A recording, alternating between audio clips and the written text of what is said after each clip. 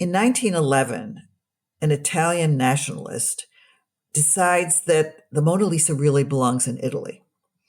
So he dresses up as a worker and on a Monday, which was when the museum was closed, goes in, takes the Mona Lisa off the wall, hides her under his coat, leaves with her, and keeps her in a suitcase under his bed for however long until he goes back to Italy and then tries to sell her. And that's when he gets caught. But it took about 2 years before the Mona Lisa was rediscovered. Actually, that says maybe it'll take that long before the crown jewels get found, but that's for later in our discussion. That is today's guest, Elaine Sciolino, talking about one of the reasons why the Mona Lisa, and by extension the Louvre, the museum that houses her, is so famous. Dare I say, iconic. Elaine goes on to explain how that theft of the Mona Lisa in 1911 put the painting on page 1 of the New York Times and other newspapers around the world, helping to cement the global reputation that the Mona Lisa still carries today. So that's just one of the insider stories that Elaine shares in today's episode. And honestly, there is so much to take away from this conversation because Elaine has just published a really fascinating book on the Louvre, which is, of course, the world's most visited museum. So she is full of advice and history and stories to share. So in this episode, Elaine takes us off the beaten path in the Louvre, and she shares some of her favorite works of art in the museum, including what she calls the, quote, undiscovered Mona Lisa. She shares some excellent and super practical insider tips on how to make the most of your next visit to the museum. And of course, we can't talk about the Louvre today without talking about the famous heist that captured the world's imagination in October when the crown jewels were stolen from the Louvre in broad daylight at 9:30 in the morning. Elaine tells us that story, and she puts it in the context of the really fascinating history of these jewels, which, let's just say, this isn't actually the first time the French crown jewels have been stolen. Plus, toward the end of our conversation, Elaine shares 3 museums that she loves and recommends that aren't the Louvre. I was super excited to hear these recommendations because I've never been to any of these 3 museums. So you will get all of that and much more today. So get cozy, settle in. Thank you for being here and welcome to the Zero to Travel podcast, my friend.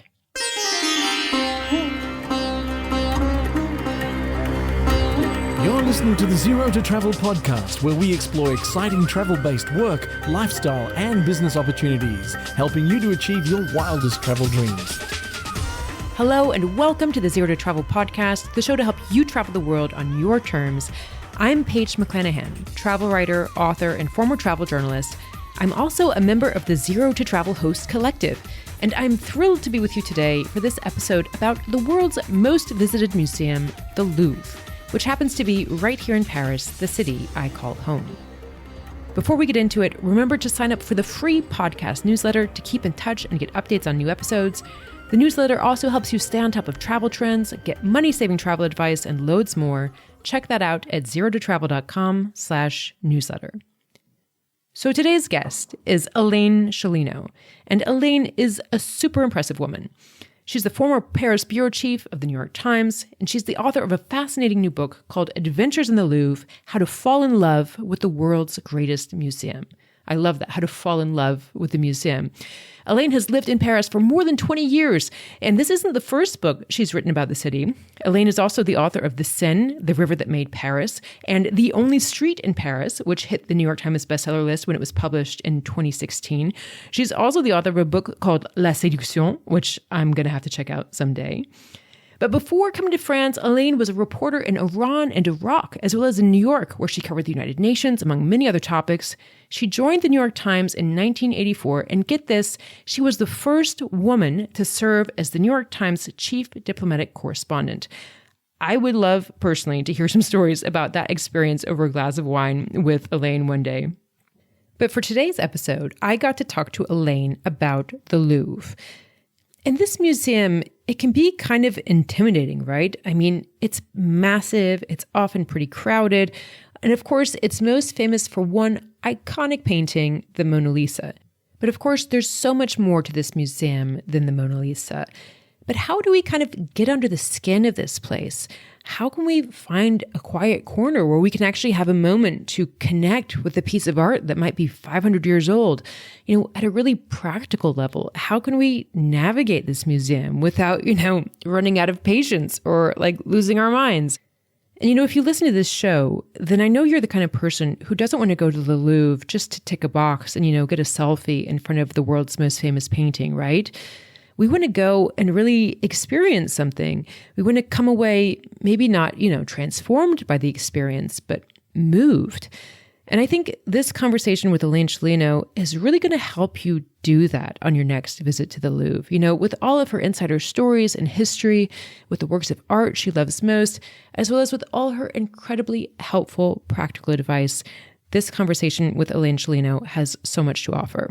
So there's a lot to look forward to in this episode. Be sure to stick around on the back end, and I'm going to share my number one takeaway from this conversation, something that I'm definitely not going to miss on my next trip to the Louvre. Looking forward to sharing that with you, but for now, let's get into the interview.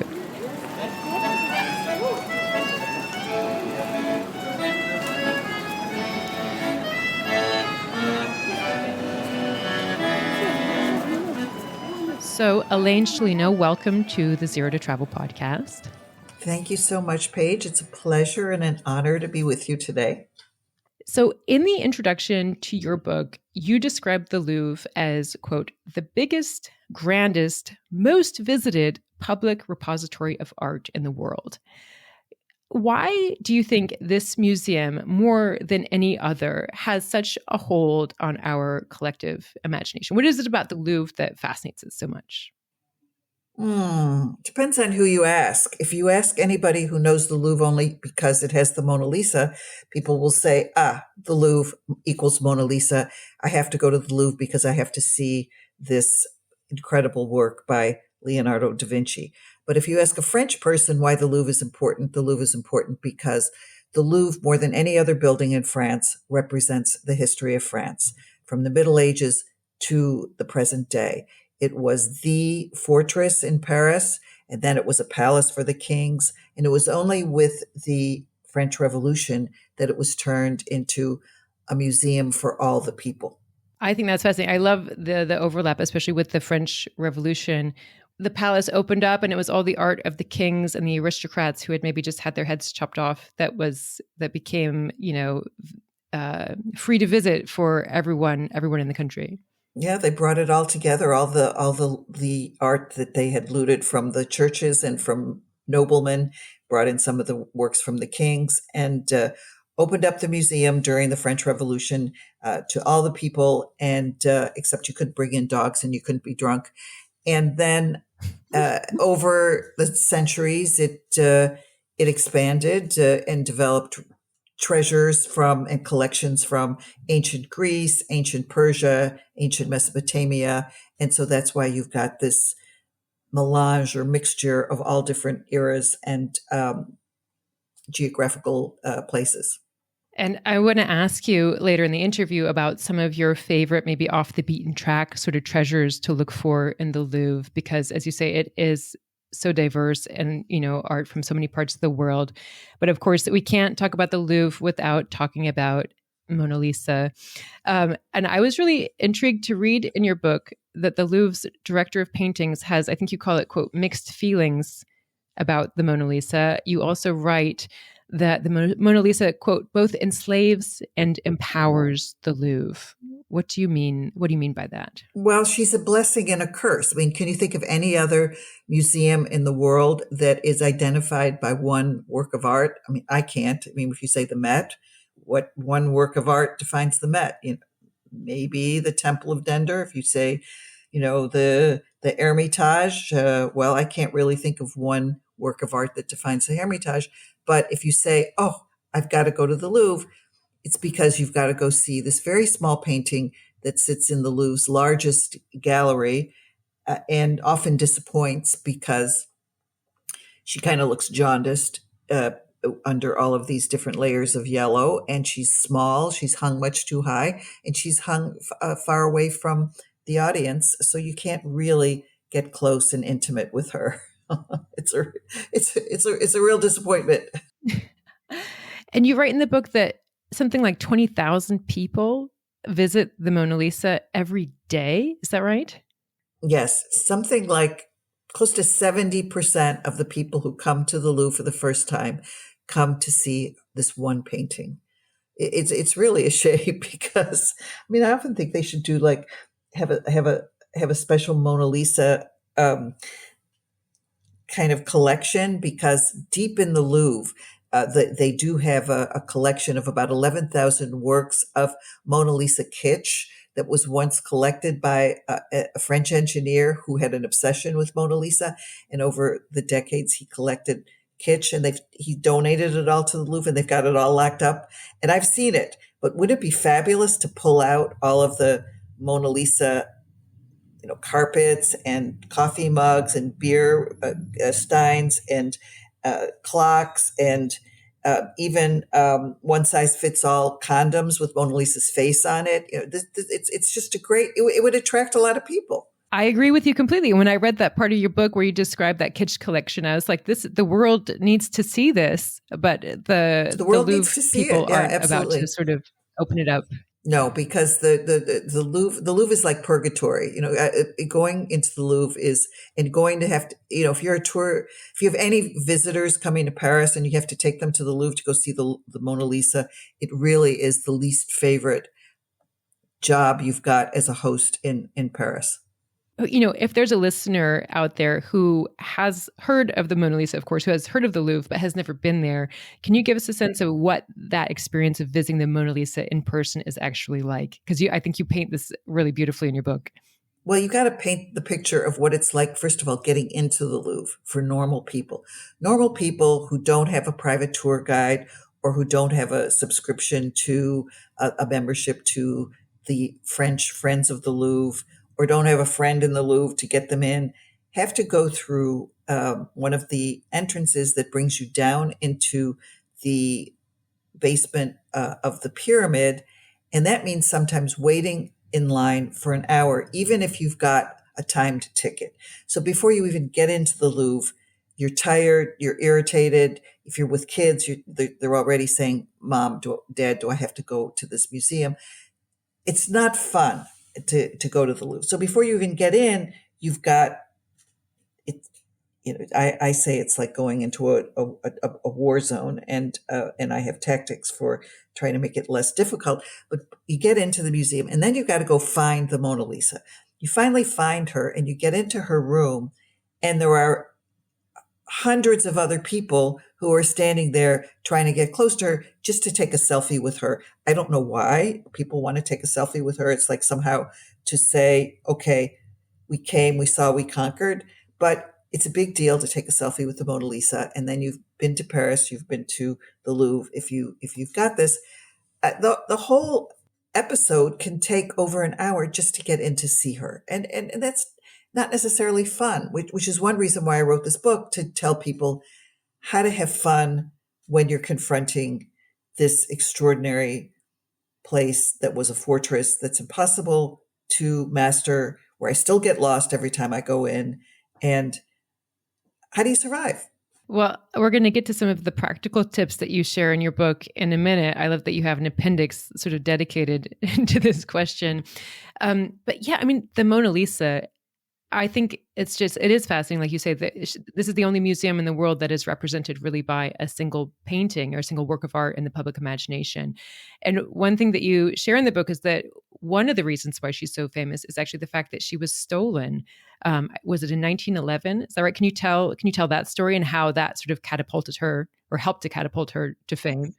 At the time that Leonardo painted her, people who looked at her knew that it was a special painting. So it wasn't as if it's not a great painting, which it is, a great painting by Leonardo da Vinci.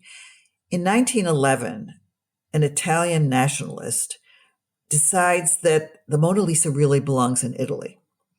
So he dresses up as a worker, and on a Monday, which was when the museum was closed, goes in, takes the Mona Lisa off the wall, sticks her, hides her under his coat, leaves with her, and keeps her in a suitcase under his bed for however long until he goes back to Italy, and then tries to sell her.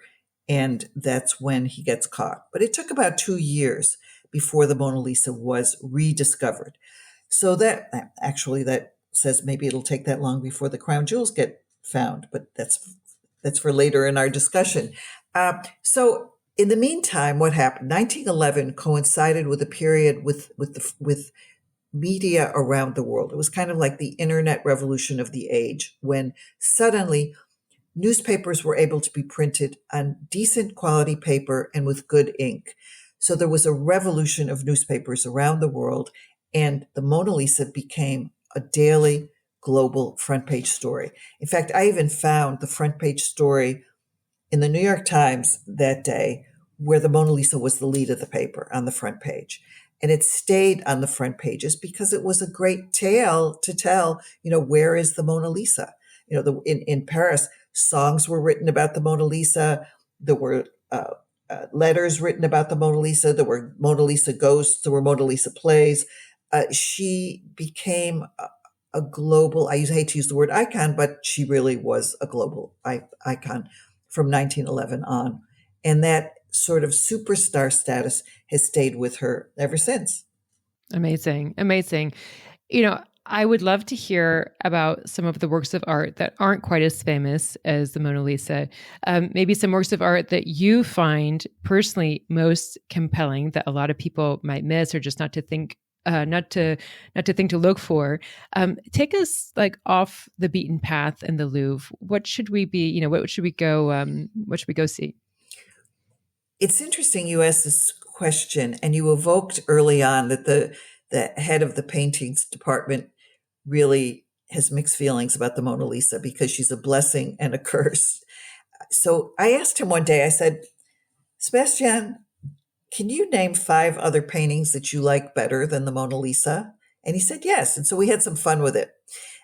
And one of the paintings he picked was Titian's Man with a Glove, which is, Titian was a contemporary more or less of Leonardo, little later. But this painting is in the same room as the Mona Lisa, and nobody pays any attention to her.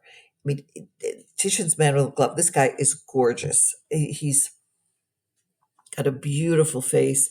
He's got a lace collar and cuffs. He's just beautifully dressed. He's so beautiful that Dame Judi Dench, the British actress, when she was asked on that BBC series, Desert Island or whatever it was called, was asked, if you were on a desert island, what would you take with you? And she said, I would take the Man with a Glove because I would just love having him hang around.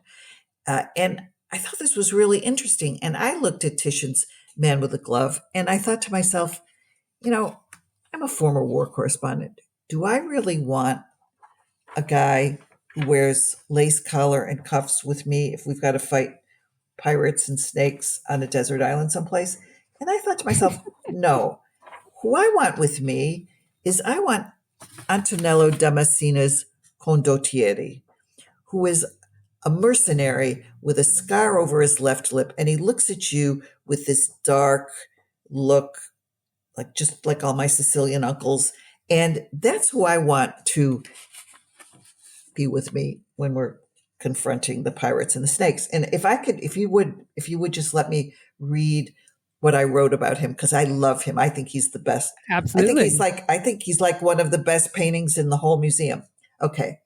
His eyes stare through you with the hard look of the Sicilian South that some of my ancestors had. You want to touch the scar above his upper lip and ask him to tell the story behind it. Few visitors stop to look at him, so we're often alone. Sebastian Allar, the head of paintings, once said that this painting suggests that Antonello Damascena was as talented as Leonardo da Vinci. So I call my Sicilian Condottieri the undiscovered Mona Lisa. And that's the fun about the Louvre, is that every day you could go there and discover something new. Absolutely. Ooh, the undiscovered Mona Lisa. I will, on my next trip to the Louvre, I will make a beeline to Elaine Sciolino's Undiscovered Mona Lisa to appreciate his masculine beauty in person. Yeah, and you can get really close to him. It's not like the Mona Lisa. You could really bond with with the condottieri. You just yeah, fall in love with a man in a painting.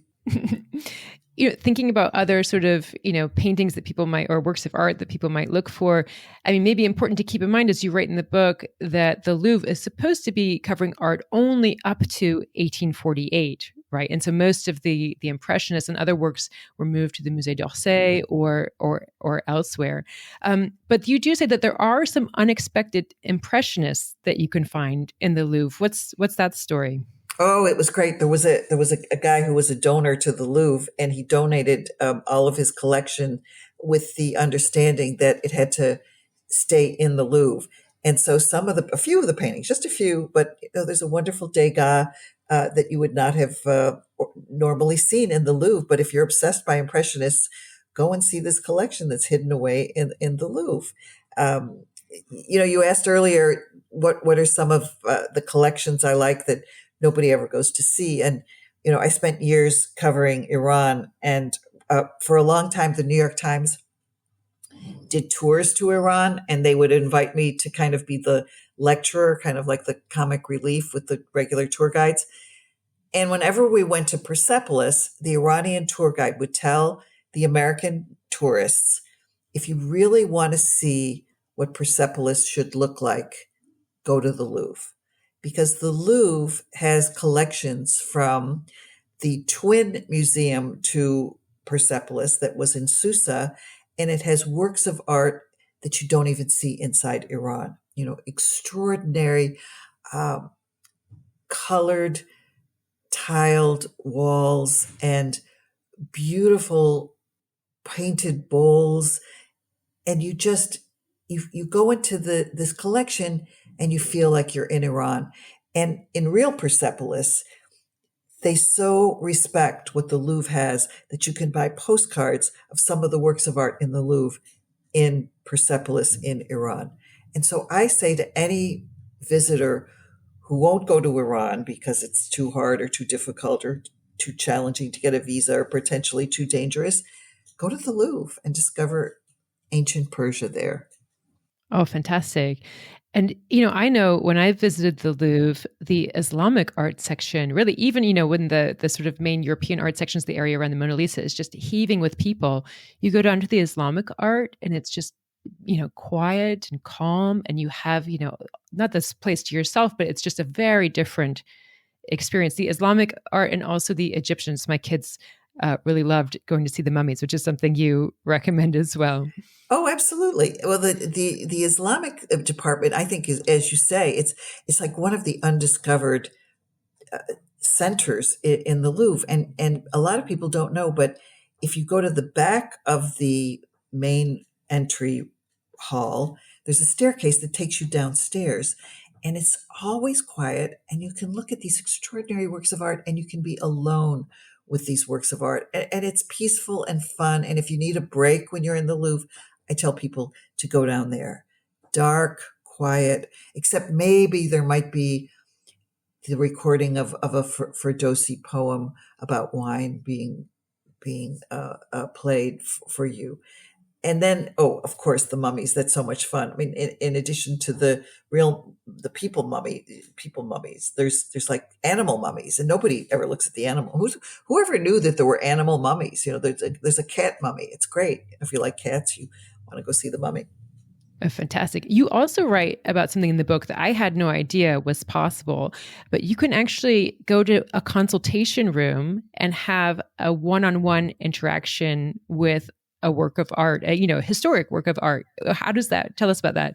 Oh, that's one of the most fun things to do in all of Paris. I think to go into what the graphic arts department and actually bond with works of art that are on paper, like pastels or engravings or drawings, watercolors, is one of the glories of life for anybody who's an art lover.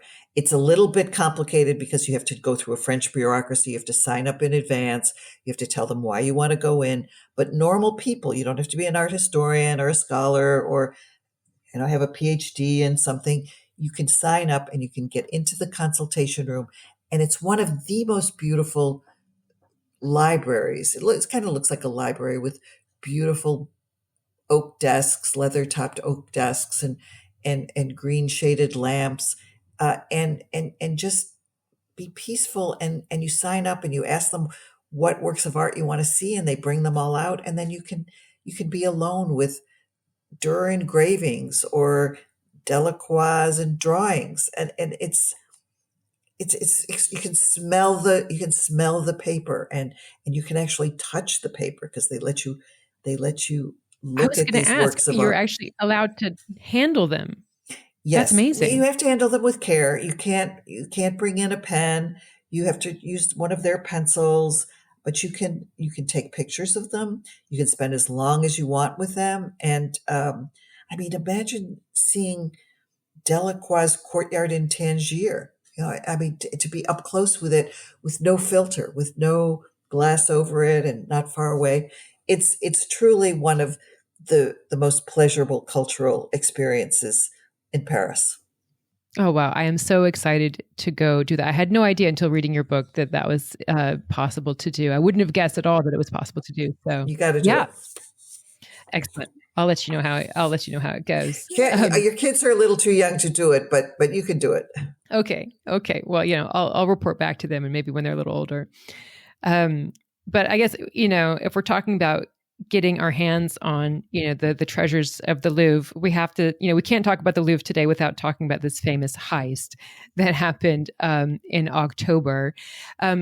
First of all, I would love to just hear your thoughts on the crown jewels in general, because I was fascinated to learn in the book about the history of the crown jewels and how actually the French state sold off most of the crown jewels, in the 1800s. And a lot of them went to an American businessman, which I had no idea. Well, the Louvre doesn't like to talk about this. Was even before the theft of in October.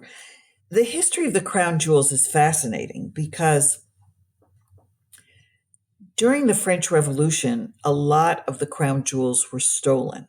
They were being kept in a furniture warehouse right near the Louvre, and they were stolen by drunken brigands who came in, and eventually most of them came back.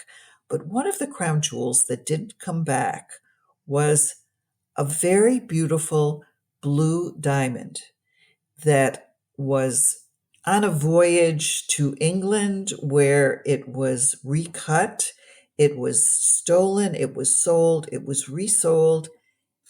And if you can believe it, it has ended up in the Smithsonian Museum.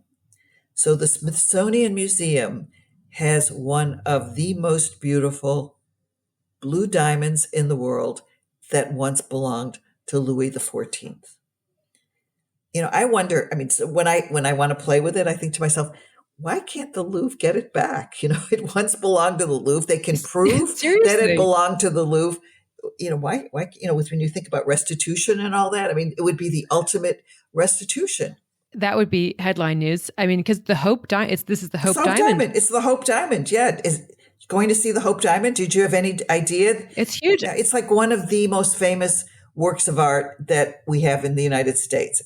I think it's if it's not the most viewed work of art in the Smithsonian, it's one of the most viewed works of art.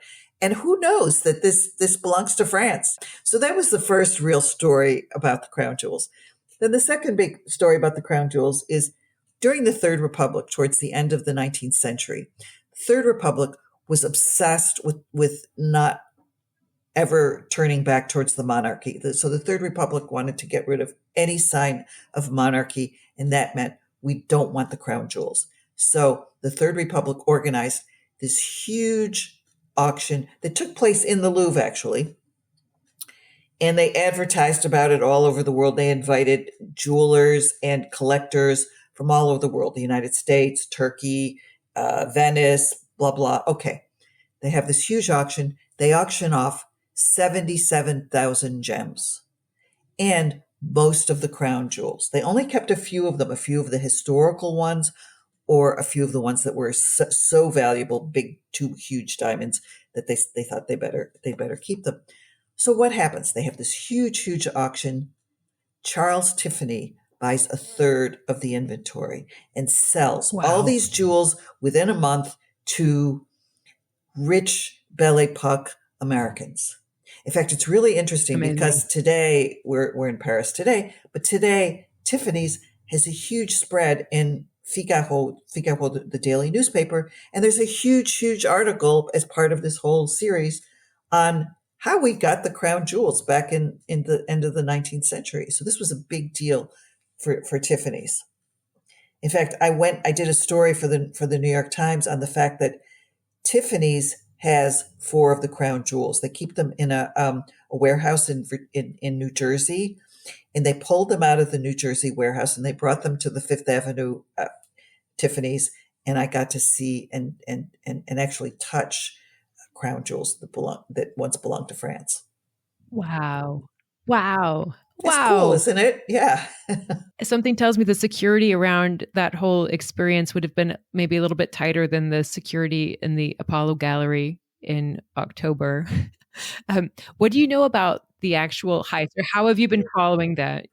It's like a daily soap opera because the heist itself, the theft itself, was brilliantly executed, the entrance, but there was no exit strategy. So the exit strategy was amateurish. And what happened is 4 thieves, petty criminals, basically, as far as we know. 3 of them three of the suspects have been arrested, break in through a window on the Seine River side of the Louvre on the 2nd floor into the Apollo Gallery.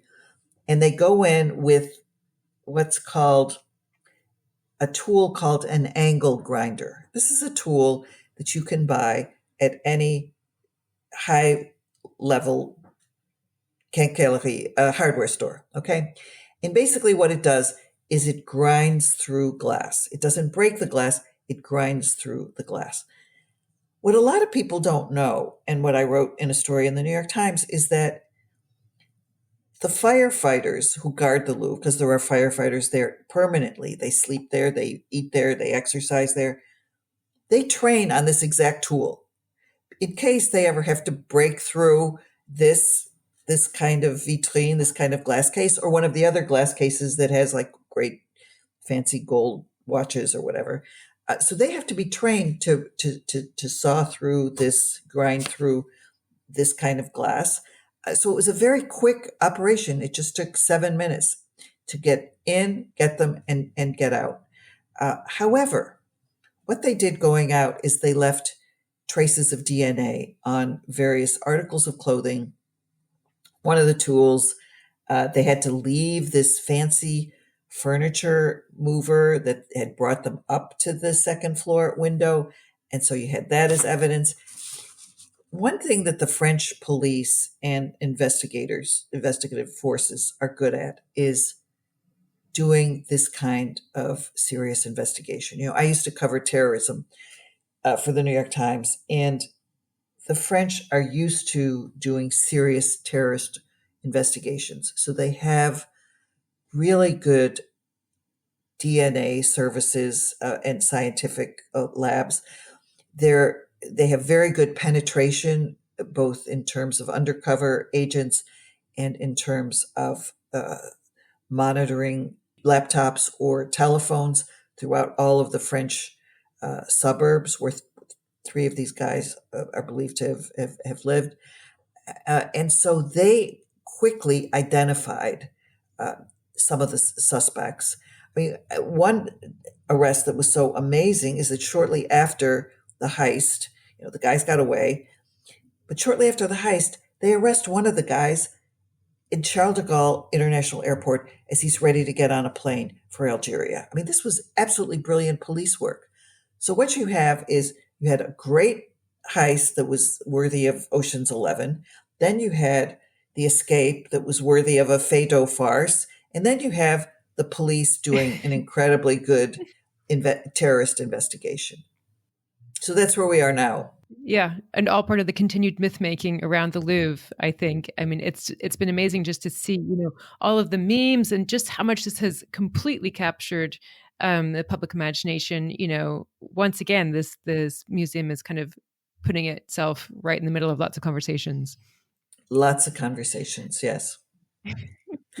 And they still haven't gotten back the crown jewels that were stolen. They've caught the guys, but they haven't actually recuperated the jewels. Is that They right? haven't. They haven't. Although President Macron, the president of France, said that they were going to get them back. And I don't know if they've got some secret information or if it was just he was saying it was wishful thinking. Well, okay. I would love to turn now to some of your practical strategies for making the most of any visit to the Louvre, because you said it can be a sort of intense, full-on experience. And in the appendix of your book, you have a lot of really helpful strategies. Can you walk us through some of those? Oh, I know one of them is eat beforehand, right? Well, it's better than that. It's my mantra is never go to the Louvre on an empty stomach or with a full bladder, because you will not find a good restaurant in the Louvre, and you could wait 20 minutes for a toilet. So what I tell people is to go to a cafe near the Louvre to get something to eat. And I like the Café Nemours, which is the food is rather banal, but it's kind of an iconic place in Paris because it's right across the Place from the Comédie Française. And because it's located right in the center of Paris, you've got people who come there from the culture ministry for lunch, or actors from the Comédie Française. If you're a Comédie Française fan, it's kind of nice to see Guillaume Gallienne sitting there next to you, having a steak frite. And the Conseil d'État is there, which is the highest French court. So people come there. So it's in the tourist part of Paris, but it's still a French kind of cafe restaurant. And it's the kind of restaurant where you would go and it would not be weird to sit there at 5:00 in the afternoon and order a glass of champagne all by yourself as a single woman and hope that something wonderful will happen, because it could. It's that kind of place. So I tell people, go there, just have a croque monsieur, talk to the guys, they're nice. The waiters are all dressed up in their, black and white little uniforms. Use the toilet in the base, go down the stairs, use the toilet, and then you're ready for the Louvre, which is battle. It's a battlefield. The Louvre was built as a fortress. It was renovated, restored maybe 20 times over the centuries. If you go there now, it's based on 25 different levels. It's 400 rooms. If you wanted to walk through every single room and you were a walker, it would be 18,000 steps. It is work to get into the Louvre. So you've got to be rested and ready. So that's one battle to be prepared for before you go in. Then you got the question of how do you want to go into the Louvre? If you're a normal person and you're a neophyte and you've got to go see the Mona Lisa, what I tell people is if you really want to make it easy on yourself, either hire yourself a private guard or see if you can sign on to one of the Louvre's online visits. And there are a couple in English, and you sometimes have to do it a month before, but sign on and so that you are going to be sort of taken care of when you get into the Louvre. Now, if you're an art lover, if you're an art lover and you've seen the Mona Lisa and you've seen the other two superstars, which are the Victory of Samothrace, the big statue with the wings, or the Venus de Milo, who doesn't have arms, then what I tell people, if you're really serious and you really want to get to know the Louvre, what I tell people is invest 100 euros and become a member of the French Amis du Louvre. Not the American Friends of the Louvre, but the French one. The French one, it's 100 euros. And for 100 euros, you can skip the line and you don't have to buy a time ticket, and you go in and out however you want. So you want to go in for a half an hour just to go look at something. You go in you wave this card. It's like this magic gold card, and they just smile at you and you go in. And I think it's the best cultural buy in Paris. Now, don't confuse it with the American Friends of the Louvre, because that costs like $1,000 or $1,500 to become a member of. But the French one, it's the greatest cultural card. I mean, you're walking by the Louvre and you say, you know what? I think I'd like to stop in the Louvre and maybe I'll go see something interesting. And you go in And isn't that cool? It's really great. That's wonderful. I had no idea. Yeah, so it's the Ami du Louvre that people should check, and you navigate it in French. But what a deal! And It's what a great deal, and if you're young, if you're a student, you can get it for like it's like I don't know, €15. Get a Midu Louvre card. wow, If you're a couple, you get a discount. There's wow, you live in Paris, Paige. You really have to become an Ami du Louvre. I'll do it. Absolutely, Yeah, yeah, yeah. absolutely. Um, you also say, booking your ticket online is a good idea, although, of course, this isn't going to necessarily mean you avoid lines when you get there. You also say to avoid Mondays. And of course, the Louvre is closed on Tuesdays. But why avoid Mondays? The Musée d'Orsay is closed that day. Is that right? Yeah, avoid Mondays because the Musée d'Orsay is closed. Avoid Wednesday afternoons because school children are out of school and a lot of times they come to the Louvre. I mean, one good time to come to the Louvre is in the evening because now Wednesday evenings and Friday evenings, the Louvre is open. And sometimes if you come in an hour and a half before the Louvre is going to close, you can get in and it can be a delight. So you've got to sort of strategize, and if you come to the Louvre on a Tuesday, I actually wrote a chapter in the book about Tuesdays at the Louvre because a lot of people come to the Louvre not knowing that it's closed on Tuesdays. But what I tell people to do is just go a few blocks away to the Bibliothèque Nationale, the French National Library, which is absolutely glorious. It's open on Tuesdays. It has a wonderful cafe where you can get a decent lunch and a beautiful garden. And you can get into the main reading room for free. And if you've got kids, it's great because they've got a gazillion comic books for kids to read. And then if you want to go to the museum part of it, it's like €11 and you go up the stairs and it's beautiful and they love you and it's a joy. That's wonderful. And that's the Bibliothèque Nationale Richelieu. Is that right? Yes, right. Yeah. Right. Not the big building that was built by Mitterrand that looks like a book and it looks like a skyscraper. No, not that one. Paige, you got to take your kids there. Oh no, it's fabulous for kids because you walk into this glorious, glorious room with beautiful mosaics and colored ceilings, and your kids can just get involved with looking at all of these, what they call bande dessinée, these comic book books for free. And then you take them to the Rose's Bakery, the annex to Rose's Bakery, which is a bakery that started on the Rue des Martyrs. And, you eat well, you get a little culture, you can sit in the garden, and it's one of my favorite places to go to in Paris. All right. Yeah. Okay. And, if you happen to come to the Louvre on a Tuesday, you still have this option. I have one story in the book where I decided to write this chapter because I had gotten it. Sometimes they let journalists in on Tuesdays because that's when they have press events. So I was coming out of the Louvre and there was this Spanish couple and the woman was just beside herself. She had 2 little kids and she was just at the end of her rope. And she said to the guard, well, how come she just is coming out of the Louvre and I can't go into the Louvre? And he's got that smirky French face saying, ha, ha, ha, you didn't know. And he said, the Louvre is closed. They said, well, she came out. So I said, look, do you speak a little bit of English? Because my Spanish, it's kind of high school Spanish. She said, yes. I said, take the kids and go to the Bibliothèque Nationale and go to the main reading room and just sit them down in these really comfy chairs. And there's lots of comic books. And then take them for like a really fancy pastry at Rose's Bakery, and you will be thrilled. And she kissed me. She was so happy. So I was thinking I could stand out there with one of those sandwich boards that says "Come to the Bibliothèque Nationale" on a Tuesday. Well, there you go, and offering a fantastic public service and offering that information to people. Public service, yeah, exactly. Absolutely. So I want to ask you about 3 museums besides the Louvre that you love and would recommend to people. But before we do that, one last question about the Louvre, because you mentioned this at the book, and I imagine this news was probably coming out just as you were finishing the manuscript. But I'd love to ask you about the ambitious plans for the Louvre over the next 5 to 10 years, because it sounds like we could see some big changes coming for the museum. What can we expect?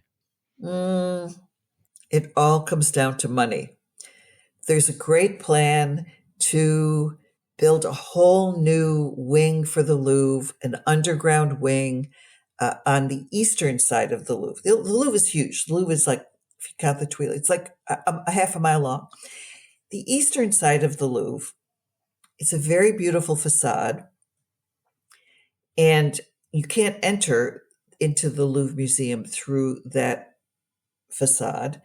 And Laurence Descartes, with the support of the President of France, is determined to build an underground entrance with a special space for the Mona Lisa, with rooms that explain all about the Mona Lisa, a special space for temporary exhibits, because the Louvre does not have as much space as it would like for short exhibits, and a way to get into the main museum if you choose through this entrance, so that it would be like a double ticket system. You could decide you just want to go see the Mona Lisa, or you can see all of the Louvre. The challenge with this idea, and it's just in the planning stage right now, is that it can cost, so far the figure is for this part of the plan, 666 million euros. The Louvre doesn't have this kind of money. It has to raise a lot of money through private donations. I mean, the Louvre doesn't have this money. The country doesn't have this money. It's not like when François Mitterrand built the pyramid in front of the Louvre with its beautiful, great entrance. France was awash in money for cultural projects. So there's no money from the state. The money will have to be raised in order to do this. It comes following the theft of the jewels. So it's like a dagger to the heart of the Louvre and a dagger into the heart of France. And so this is why I say this is like an ongoing soap opera, because we don't know at this stage whether or not or when this plan will come to fruition. Well, it seems like ongoing soap opera is a sort of an apt term to apply to the Louvre. So we'll keep our eyes peeled for how that develops. But before we go, Elaine, we've been talking for almost an hour now. I would love to ask you to share 3 museums that you love and would recommend to our listeners, because I imagine, I mean, you're clearly a very seasoned museum goer in the Louvre alone. But tell us about some of the other places that you love to visit. Well, let's have some fun with this. I mean, first, I've already talked about one, which is the museum in the Bibliothèque Nationale, because if you go up the stairs, you walk into a mini museum that has many of the same beautiful works of art that you would see in a place like the Louvre, except they're better lit and they're more newly posted and presented, so that you can see absolutely beautiful works of silver, or even, ancient Mesopotamian works of art, beautiful cameos.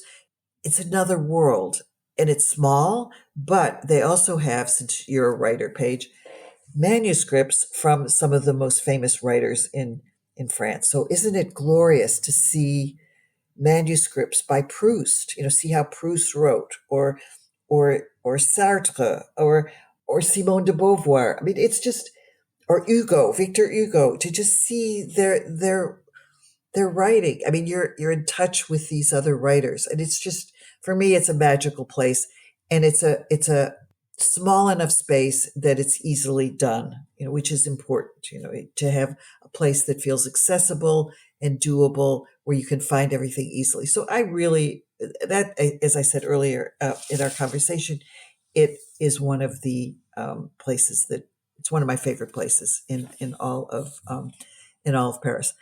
One of my other places, which is in honor of you as the mother of kids, is in an engineering school, the Paris School of Mines, near the. Oh, yeah. Do you know this museum? I wrote about it for I've the New heard York of it, Times. but haven't been there. Well, you got to go, because it's right near the Luxembourg Gardens. Nobody ever goes to this museum. It is like it's like going back in time, because it has absolutely extraordinary vitrine, glass cases that go back more than a century. It has extraordinary works on display, about 5,000 of its objects from about 100,000 objects. The most extraordinary stones. I mean, things like samples from Mars, samples from the moon, fluorescent minerals that glow under ultraviolet light, beautiful opals in all sorts of colors, pink, red, green, blue, purple. It also has a very small collection of crown jewels. So, right now the Apollo Gallery is closed. Yeah, I know. Oh, wow. Isn't that the coolest thing? Because what happened after when they sold most of the crown jewels is they've got about 200 on display out of a collection of about 1,200. Pink topaz and amethyst were not considered really important jewels. So they just sloughed all of them off to this museum. And also there were even like 45 small emeralds from Napoleon III's crown. So everybody's been talking about his wife Eugenie's crown getting stolen and all that, or they tried to steal it, but they broke it, and it's now collected, but to be restored. Well, there's like little emeralds from Napoleon III. They're right there. So it's a perfect thing. They've got gems and stones from all over the world. So it's really fun. So that is a definite must. Then let's go outside of Paris and go to the Louvre Museum. You don't want to go to the Louvre. I'm so excited that you're mentioning this because I love this example in your book of tourism reviving a kind of like declining industrial. Anyway, but yeah, go ahead. I love this and I'm so excited to go, but please go ahead. It's like an hour and 10 minutes out of Paris. You take the train from the Gare du Nord. It's a direct train and you end up in this town, and there's like a mini Louvre in this town, and it's no wait. It's free. The main collection is free. They love visitors. They're really nice to you. So like when you get people who come to Paris and they say, "Oh, Paige, I think I want to go to Giverny or Fontainebleau or some other place, or even Versailles," you say, "Why don't we go to Lens instead and make a day of Lens?" And it's an old city. It was mostly destroyed in World War I, but it was partly rebuilt. There are these wonderful odd Art Deco facades. Then for kids, there are these extraordinary coal slag mountains, these two huge hills of old, bits of coal waste, and you can climb up to the top. And then there's a little restaurant that's right across the street from the Art Deco train station that has the best French fries in the world. So it's a natural place to go, and it's totally wonderful. And if you come to them and say, "Hey, I'm an American and I came here from Paris," they will welcome you with open arms. Oh, that's wonderful, Elaine. Thank you so much. So we have the Bibliothèque Nationale de France Richelieu, we have the Paris School of Mines, and we have the Louvre Museum, just, not too far outside of Paris. Why don't we go do some of this together sometime? It would be fun.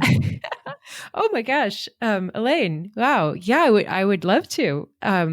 Let's keep in touch. Thank you so much for this conversation, Elaine. Thank you so much for your beautiful book, which was fascinating, very engaging, super readable. I would recommend it highly to anybody who's interested in this museum at all. And yeah, thank you for your recommendations of 3 other museums to check out. So it's been a wonderful conversation. And I hope it's the first of many, Paige. I think we have a lot of things to talk about.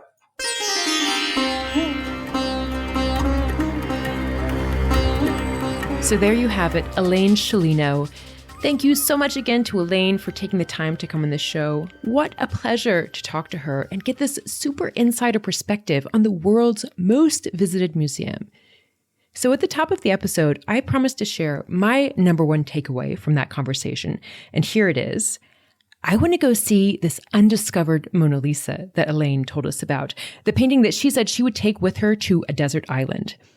So I did a little digging on this after recording the conversation with Elaine. The artist, as she says, is Antonello de Messina, and the painting is called Il Condottieri. I hope my Italian pronunciation isn't too far off there. But apparently, Il Condottieri means the leader of a band of mercenaries. And from the image I found of this painting online, I mean, this guy certainly looks like somebody who you wouldn't want to pick a fight with, but he's just so strong and beautiful. And this painting was made in 1475. It now sits in the Denon wing of the Louvre, where I am super excited to go see it one day in person very soon. And maybe I'm going to sneak in one more takeaway here from the conversation. The consultation room. What? Like coming face to face with some of the Louvre's precious works of art, even holding them in your hands, carefully, as Elaine says. Honestly, I never would have guessed that this was the kind of thing that it was possible to do at the Louvre, but that's the beauty of getting to talk to somebody like Elaine, who has such a wealth of knowledge and experience to share. So that's all from me for now. Thank you so much for spending this time with me today. I will see you again soon. In the meantime, peace and love to you and yours. This podcast has been brought to you by ZeroToTravel.com. Ideas and advice to make your travel dreams a reality.